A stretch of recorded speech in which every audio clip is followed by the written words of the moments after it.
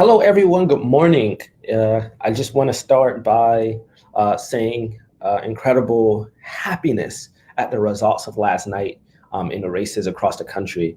But before I get started, I just want to make sure everything's working here.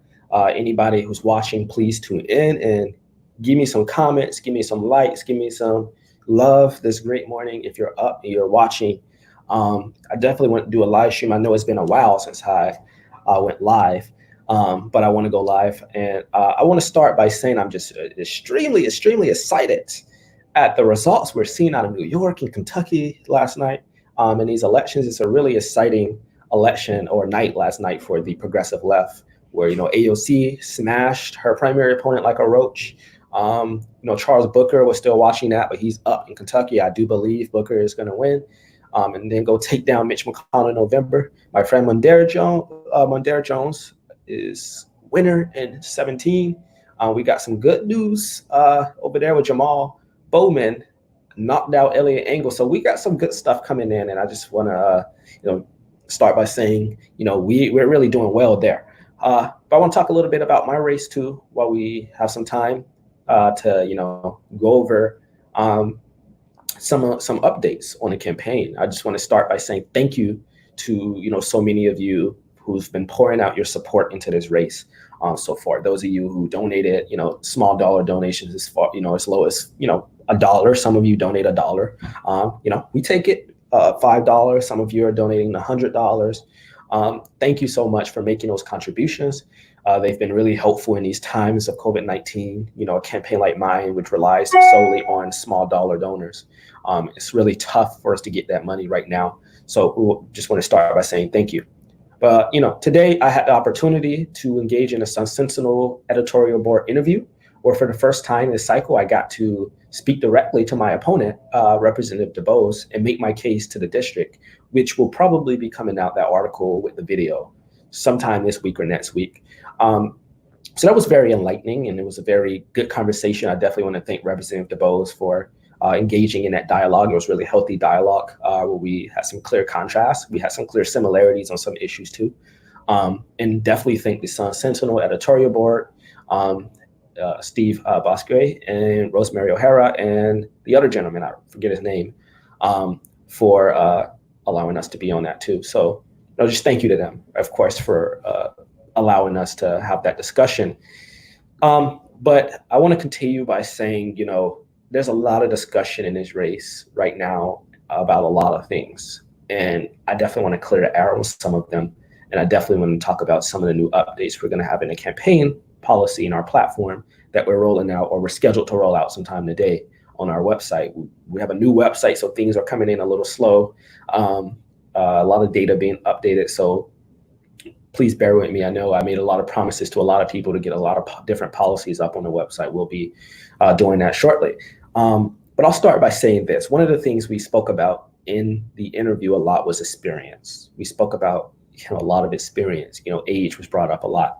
And age is something that's always brought up when you see a young person running for public office. It's always brought up. And I definitely want to give a shout out. There's a Khalil Anderson, a Gen Zer up in New York. I think he's 20 or 21, who won election to the New York State House, I believe, or he's going to the general election now. That's really good.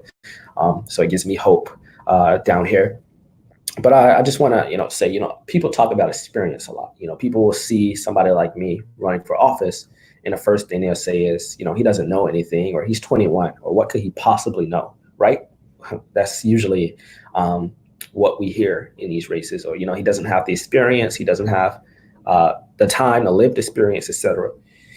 But experience, I just want to say again, experience is not about how big your bank account is. It's not about what accolades you have. It's not about what degrees you have. It's not about how long you've been in public office, which is not necessarily a good thing if you've been in office for a long time. It's not about how old you are. Experience is really about that lived experience that you have in your life. And, some of us have, various degrees of experience in our lives. I want to talk a little bit about my personal story. Being, an African-American youth in this country, I think is, you grow up with a lot of lived experience that a lot of people, wouldn't understand. Even older Black people sometimes wouldn't understand. But a lot of experience that a lot of people don't get. And they'll think because you're 21, you don't have any life experience, but you're 21 and you're Black in this country.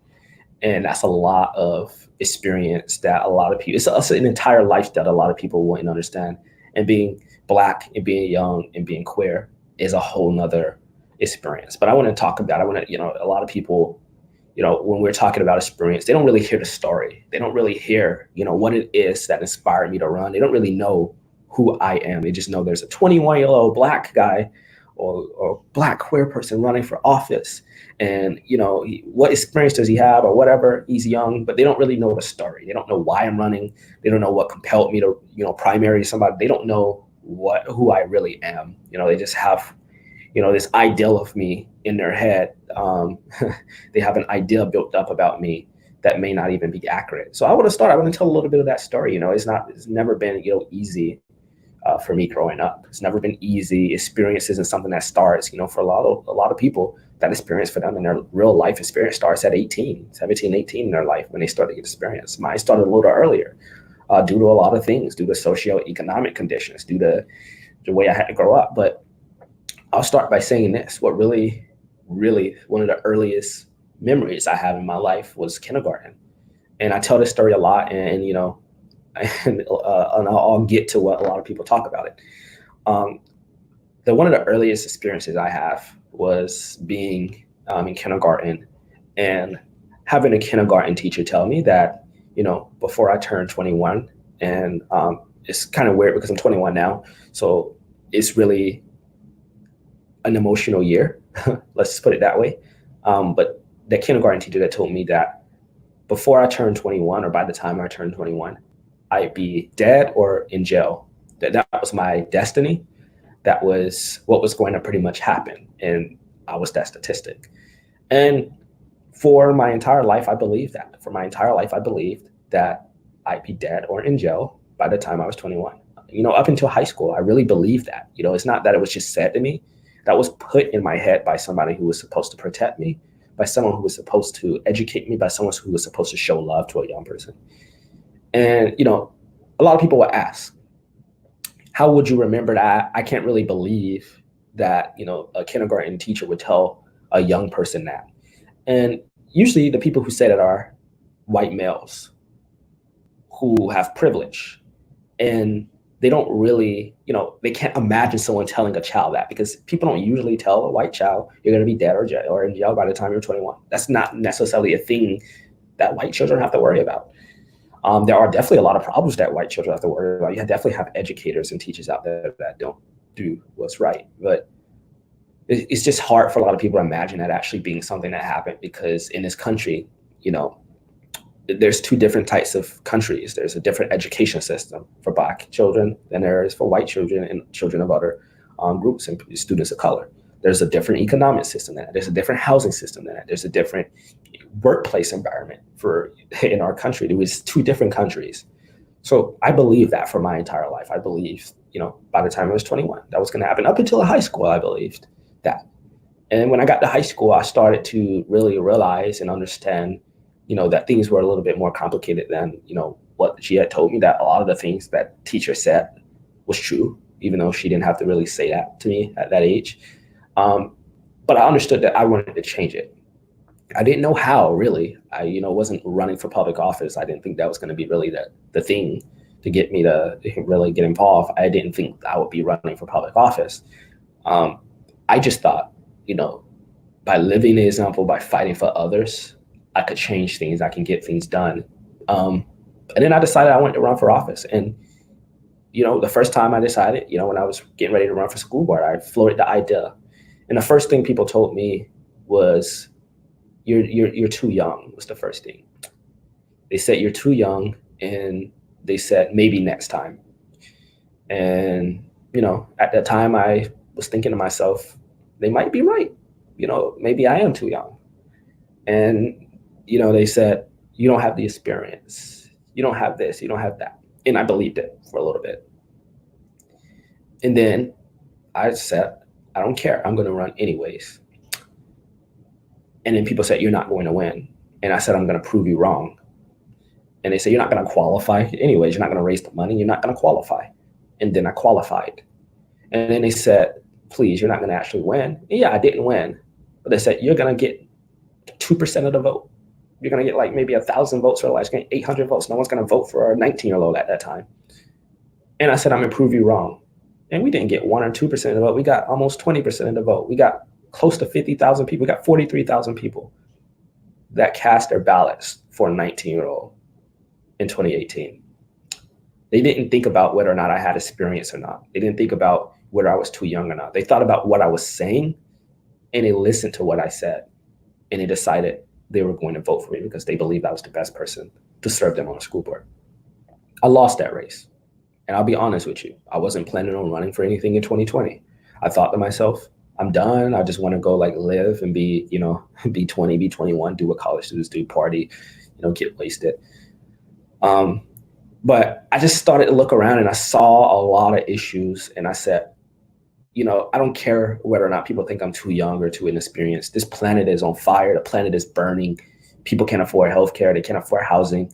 Why would I sit around and do nothing about it? Why would I be part of the problem and just sit around and say, I'm too young. Let me just wait until I'm 30 when the world is going to drown and then run and then act. I said, no, I want to be active now. I want to fight now because I would be doing a disservice if I decided, okay, well, I'm not going to run. I'm just going to sit around and, just be young.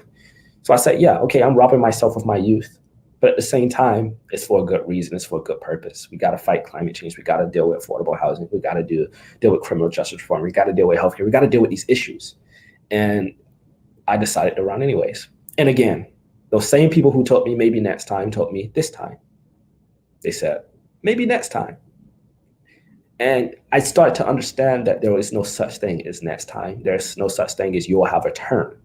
That there will never be a next time for me. There will never be a turn for me. That those people who are saying that just want me to be silent. They just want me to be quiet. They just want me to stop talking about the issues I'm talking about. They don't want me to run. That's the thing. It's not that it's a maybe next time thing or maybe in a few years, because there are a lot of young people in politics and they don't get a maybe next time situation. So I decided to run anyways this time. Like always, we get ageism and we get all of these disgusting attacks from people who, they don't care if I'm 21 or not. They will still attack me, and they still do. I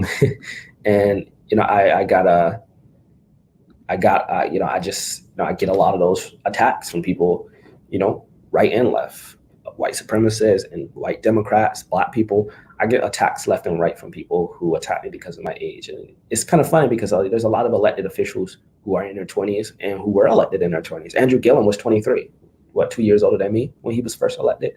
So Andrew Gillum, he was 23. Joe Biden, who's the party's standard bearer now, was 29. Dan Daley, who's, a star in the party, was 22 when he was first elected.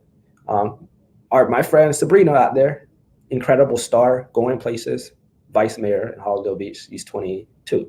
Or I think she's 23 now, but when she was first elected, I think she was 21 or 22.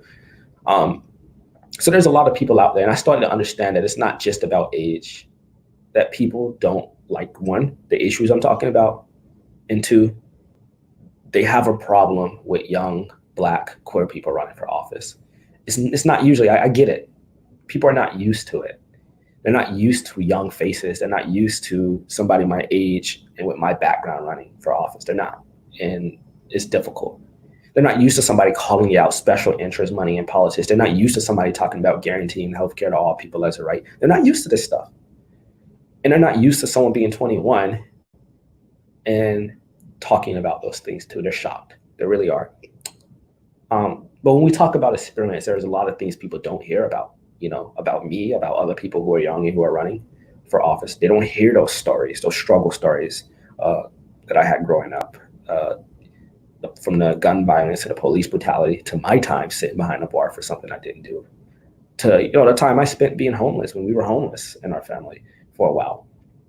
And we go to the beach, every single morning before the sun came out, before school, we go to the beach and we shower at the beach showers and we dry off and I put on my clothes and I go to school like nothing happened, like there was nothing, and hopefully nobody, we're just hoping that nobody would see that.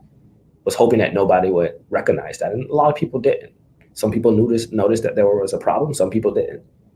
And we do that sometimes every day for weeks. And then we got housing, and my mom did the best she could do to get us to the point where we were well taken care of. But there were times where you just couldn't do much. And that was the reality for me. And a lot of people didn't know that. People I knew, friends didn't know that. The public didn't know that. A lot of people didn't know that, you know. And I kept fighting. I kept fighting through it, and I kept fighting for others. So when I talk about affordable housing, when I talk about youth homelessness, it's not just an issue I'm fetishizing or an issue I'm talking about. I'm talking about it for a reason, because it's a real lived experience. It's something I lived. It's something that traumatized me, and it's something I'm going to be fighting to address when I'm sent to Tallahassee. And people don't hear those stories. They assume because you're 21, you don't have experience, but they don't hear that experience. The experience they're talking about is how big a bank account is, what degree you have, how long you've been in public office, what friends you have, blah, blah, blah, blah. Stuff nobody gives a shit about, I'll be honest with you. But they don't hear the real experience of somebody being homeless, being a homeless youth, a person of color, a queer person living out on the street. They don't hear that experience. They don't hear the experience of growing up in an education system that wasn't designed to get you through. They don't hear the experience of walking down the street and having to worry about police brutality, having to encounter it, having to encounter gun violence, where many of my friends from middle school are now dead or in jail, actually, to gun violence.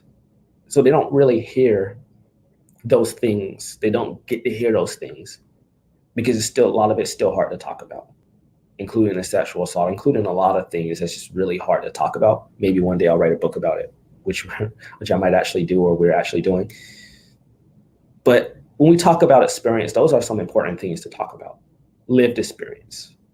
And, you know, in this campaign, you know, we've already got it. The good thing is this is not my first time running. So this is not going to be some thing, you know, where it's like, oh, he's unexperienced or this or that. It's going to be a thing where I ran before. And 43,000 of those people said they don't give a damn how old I was. I was 19 at the time. We're going to vote for this kid because we believe in him. He believes in us. And we know on that school board, he's going to fight for us and our children. And that's what it's about.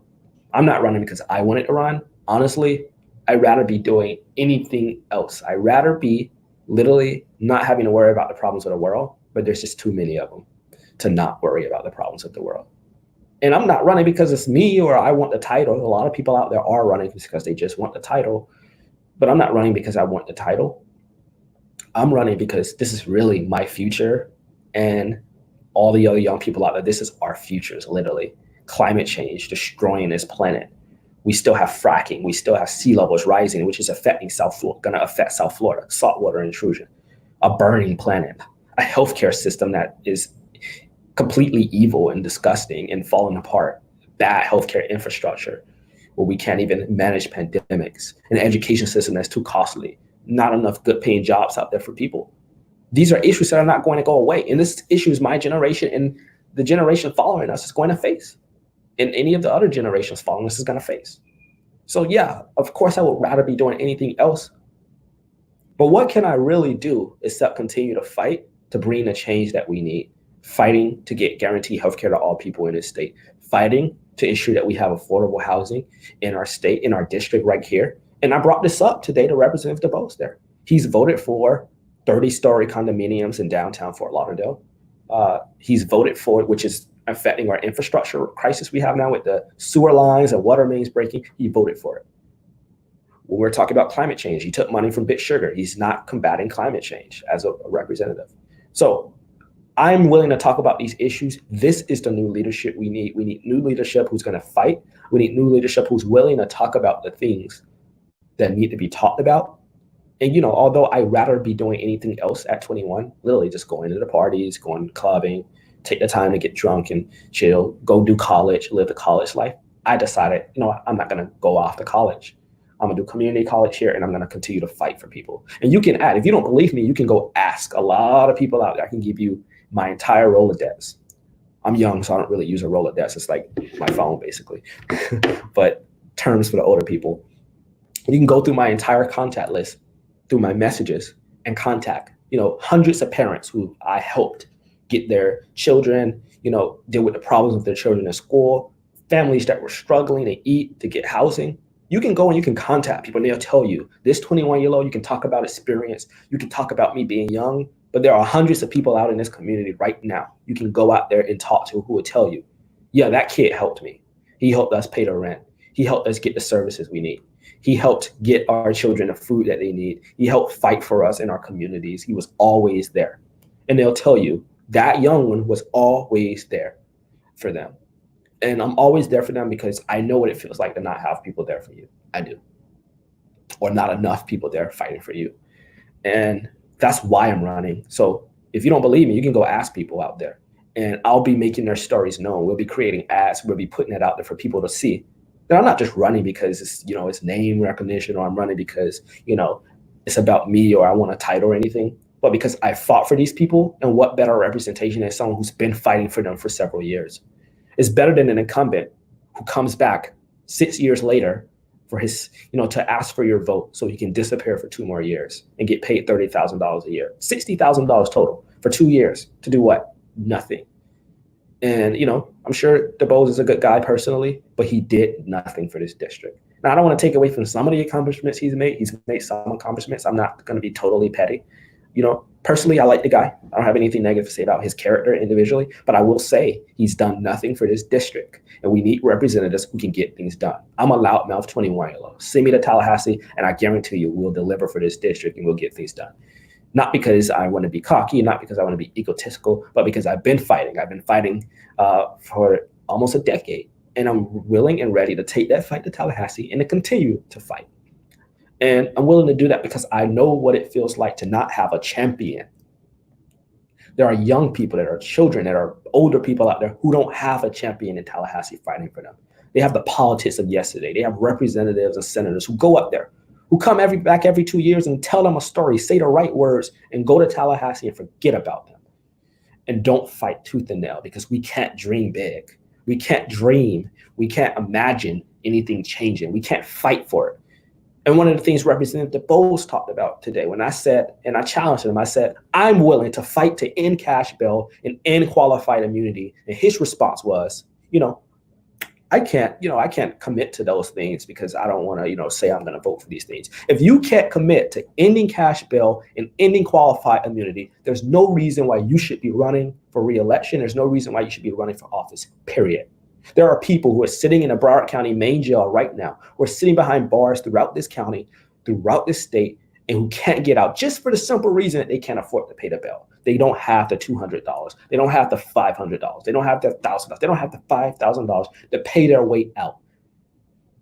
And for anybody to be running and saying, I can't commit to ending cash bail, I will have to look at this. This is a yes or no question. Are you for or against ending cash bail? He could not answer that. Are you for or against ending qualified immunity? He could not answer that. Are you for or against banning fracking? Could not answer that.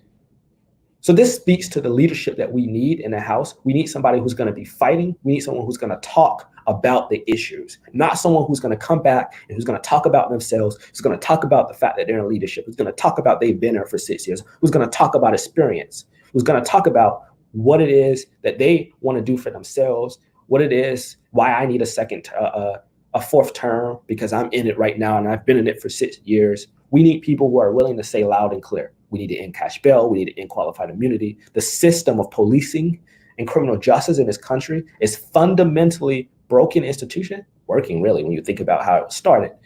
And it's a white supremacist system that needs to be dismantled. We need to build something different, a new reality, a new country of criminal justice reform. That is what we need.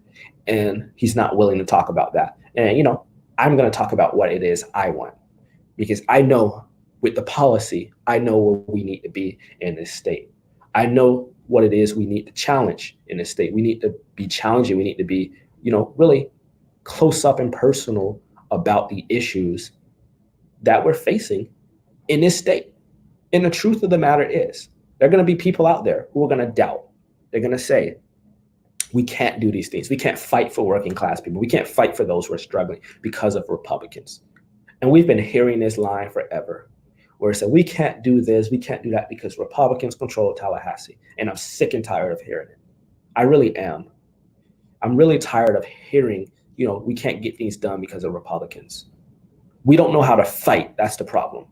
is when you send people up there that don't know how to fight tooth and nail. We should be making it so uncomfortable for these Republicans to vote against these things to the point where they have to really explain that they don't give a damn about Black people. Really, they will have to say that.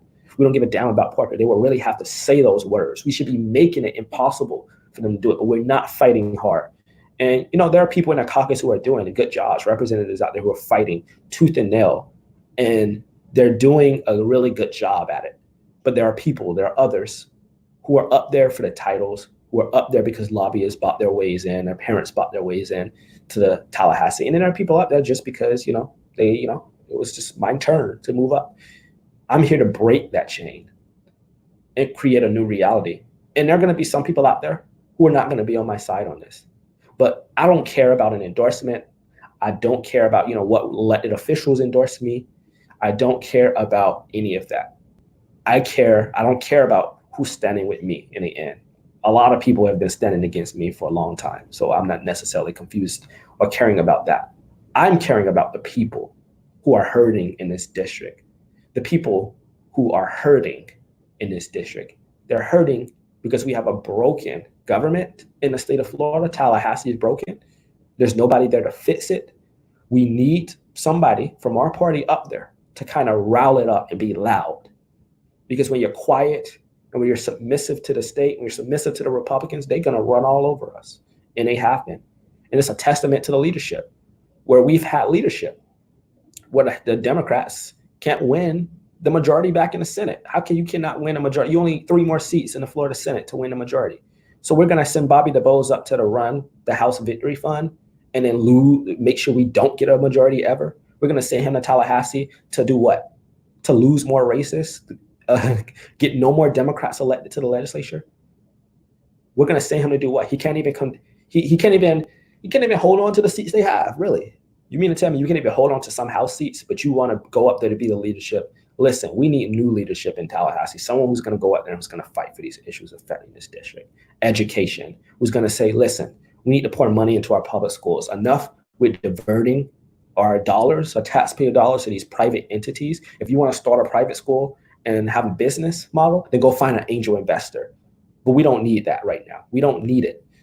We need somebody who's going to say, look, we have a crisis with affordable housing. Representative DuBose was a city commissioner. He voted for 30-story condominiums in downtown Fort Lauderdale. He gentrified our communities, and now rent is going up. We need someone to say, a lot of people in the Sistrunk area and Northwest Fort Lauderdale, all across this state, really, when you think about it, all across Broward, are living in rat-infested public housing that's fallen apart, that hasn't been addressed for decades, who keep begging and asking their representatives and their senators, hey, we need to get things done, and nobody's responding to them. But a 21-year-old is standing up and doing something about it. We need someone who's going to go up there and fight like hell to get the funding to rebuild this public housing, who's going to serve as a liaison between the local community, the state, and HUD. And I've laid out the specifics of how I'm going to do that. This is not me just talking. I've been doing the research, and I've been laying out plans I think will work the best. Some of them may not get passed, but it's not about whether or not it's going to get passed. It's about fighting. You don't know if something is going to get passed or not if you're not willing to fight for it. If you're not willing to fight for affordable housing for people, you're not willing to fight for healthcare for all, then of course it's not going to pass because you're not willing to even try to get it passed. That's the issue that we're facing right now in this district. And I've said over and over and over again, we need a representative who's going to go to Tallahassee and who's going to do that. I fought. I don't have to prove anything. A lot of people will say my age, whatnot. I don't have to really prove anything. I have already proven myself to this community. And you can go out there and you can call anyone I know and ask them what I've been able to do for them.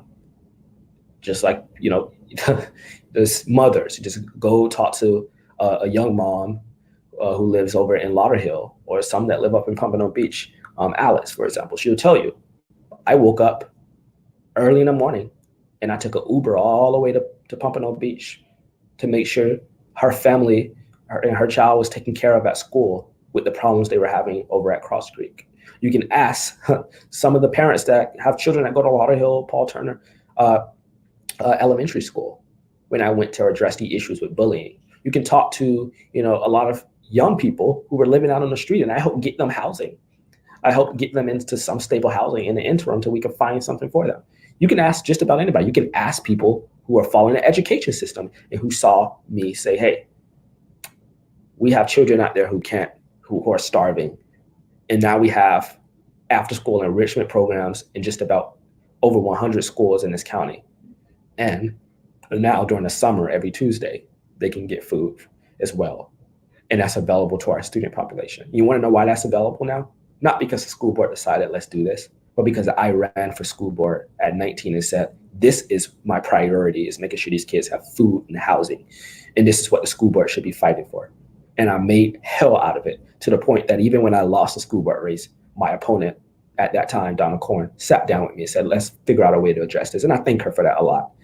And we're still addressing this issue. And now it's available this summer. COVID-19 kind of sped that up a little bit, but I want to see it in every school. That's delivering results. And if, what we could do is we should be able to send people to Tallahassee who deliver results like that, getting people fed. Send me to Tallahassee so we can do more of that. But I definitely want to look at some of the comments you all have here as well. There's a lot. Thank you there. I see a lot of, great people, here as well. Thank you, Susan. I really do hope people are listening too. I think they are. I think a lot of people really realize and recognize we need the new leadership now, and we need a fresh start, especially with everything going on right now.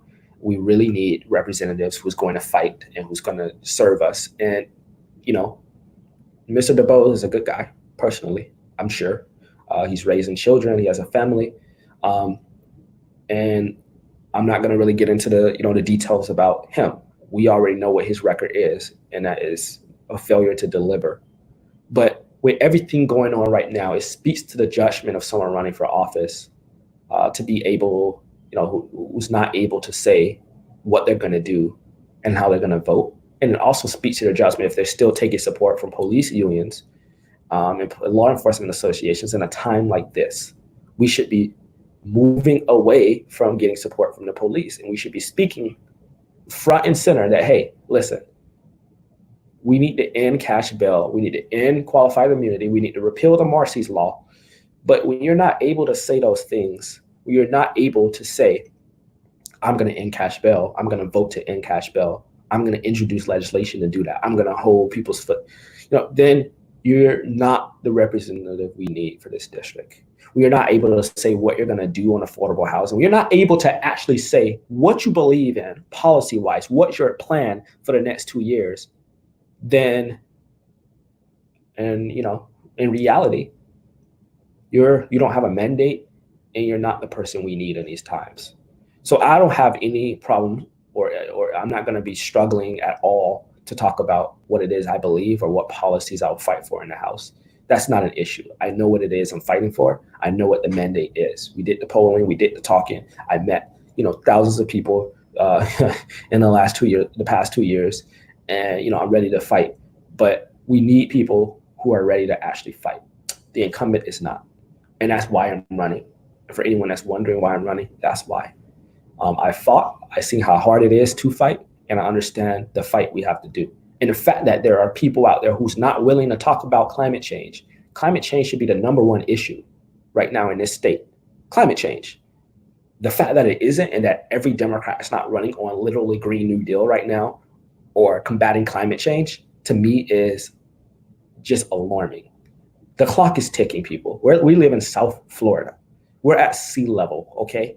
We're a coastal community. Sea level rise is going to cause saltwater intrusion. It's going to affect our drinking water quality. It's going to affect our housing. It's going to affect us. And guess what? People of color are going to be hit the most. When you think about it, people of color are going to get the brunt of that. So to me, it's important that we really and honestly have a discussion about these issues and be willing to talk about them. So, I hope this was enlightening for people. I don't want to go on too long. I want to keep this short. But if you agree with everything I said, listen, we need your support. Campaigns are not cheap. They're expensive. They cost money. Running in a primary is expensive. Against an incumbent is expensive. We need your support. Make a contribution to the campaign. We're asking people to make contributions, whatever it is, $5, $10, whatever you can make. Most people have been donating $50 or $100 just because they get matched. So that's helpful. But I want to say thank you again to everyone who's been supporting. We have a long way to go until the election, but I do think we are going to get this one because we're talking about issues that really matter to people. And Representative DuBose is more concerned about 2 more years of doing nothing because he wants to be in leadership. I'm not concerned about being in leadership. I'm concerned about serving you until I no longer have the mandate to serve you. And I will continue to keep fighting regardless if I win or not. And I will say we will win the election. And I'm not concerned about winning and losing right now. I believe we will. I think we have the mandate. I think what people want in these times right now is change. And I'm ready to give them that change. And I do think, change is going to come either way you want it. If it's not in 2020, it'll be 2022. If it's not in 2022, time will run out. You can't hold the offices forever. I will say that. But I'm not concerned about that. I'm concerned about fighting for people. I don't give a damn about a title. If I cared about the titles, I'd be running for school board again. A lot of qualified people in that race. That's why I'm not running there. But I care about changing things, getting things done, delivering for people because I grew up here. I walk these streets. I ran these streets. I know exactly how they are. And I know we need to change. So we'll fight for that change. And I need you on my side to do that. Thank you so much for tuning in. Go make a contribution. Sign up to volunteer. Let's go win this thing. And let's prove to them that, our lives really do matter. And we're going to fight for it. Thank you.